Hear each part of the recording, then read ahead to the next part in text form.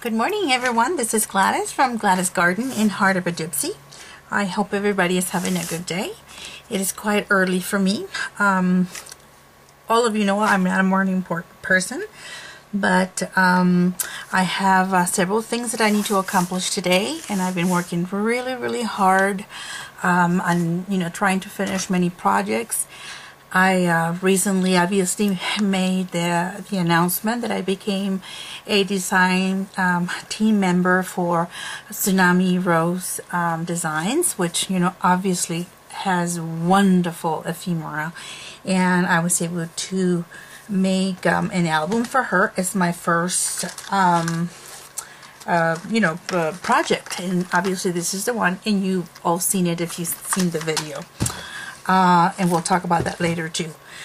And then a second business also, Debbie from Ephemera's Vintage Garden, wonderful lady, and also has digital images, and she sells them on Etsy. She's got a blog spot. She also has a page on Facebook. Awesome lady and awesome product. Okay, the papers are just just bellissimo. I just love them. Very nice. And I chose to do my first one. Obviously you've all seen this video too, right?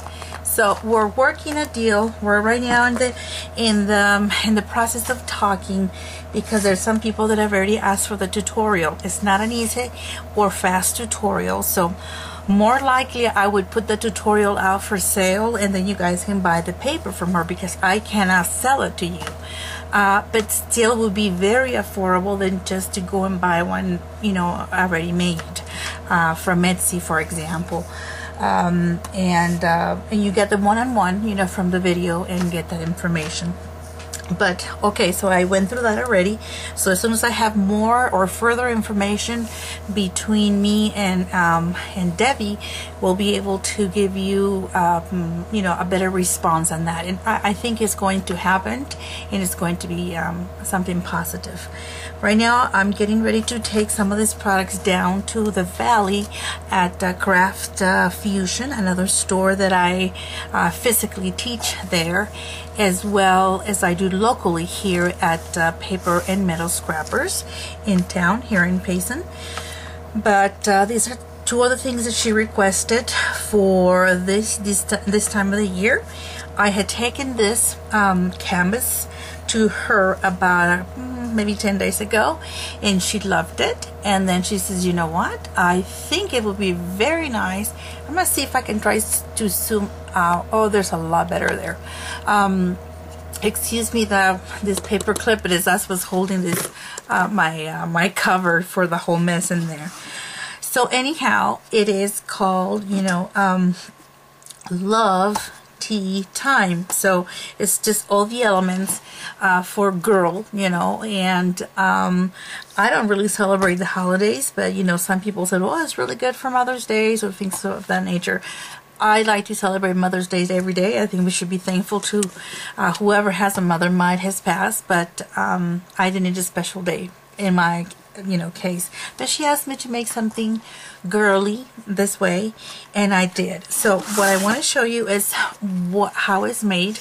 It is made with a 6x6 piece of heavy chipboard, and then I rolled up a bunch of little like old ephemera from old books, especially when they're yellow like that. Just rolled them up in a skewer, put them diagonal, and then did my die cuts of the teapot and the cup, and then the Tim Holtz watch, obviously distress watch.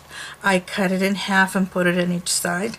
Two little flowers that I made, and then I use the die on the edge, one of the on the edge dies from Tim Holtz. But you've seen this one before because I talked to you about it in another discussion. So now I'm going to give you the counterpart of it. She said to me, why don't you take it home and make a male version of it, and then we'll set them together in the store. And I thought, all right, well, let's try that. So here it is. This is the finished product for the male one. I hope you can, you know, see this really well. So it's done the same way, same measurements and everything. This one is definitely a lot more steampunk, which you'll know is right up my alley, and I love it. And I can just go crazy doing things. But she did mention to me that she wanted to see the Tim Holtz, you know, his car or antique car die. She kind of thought that would look good. And then she also liked the cloth being in half. So I decided, okay, well, let's work with that. And one thing led to another. All these little rolly, you know, papers, really, they all came from my stash of just leftovers. And that's why I saved them, because you're able to utilize them and, you know, have a product that looks this good. I think it looks really, you know, fantastic. The back is the same, you know, it's the one from the girl side, same thing. This one has obviously more of the female tone to it, and these ones have the same elements, but the fact that I added obviously the two gentlemen up here, and they have, oops, there's a little spider web from the glue. They have two gears, you know, on top of their head. I distressed the picture with my own concoction of glassy accents and the crackle accent, and it kind of gives it a little funky look, and it cracks it even more. And I use a little bit of the Distress inks, the liquid, and made them sip in a little bit, and just gives you that really old worn look. And it's set in one of those Tim Holtz, I think it's like a nameplate, one of these. It's set in one of those that I stained also, distressed the whole thing. I also cut, you know, the Tim Holtz, the keyhole, the key, some more gears, the arrows, and on this one I stamped, it says, I think, let me see what it says, oh, the other way. Quality, strength, durability, safety, approved. So I thought it was kind of manly, you know, look. I also stamped, not only did I stamp it, I embossed all these elements, and then while they're still a little warm, you just go in with the stamp, and you've seen me done that. And they give you all this nice different, I love texture. I mean, as you can see, if you know my products, I love texture. I think it just brings out the product even more. Then I have this little gentleman right here, so I kind of cut him out.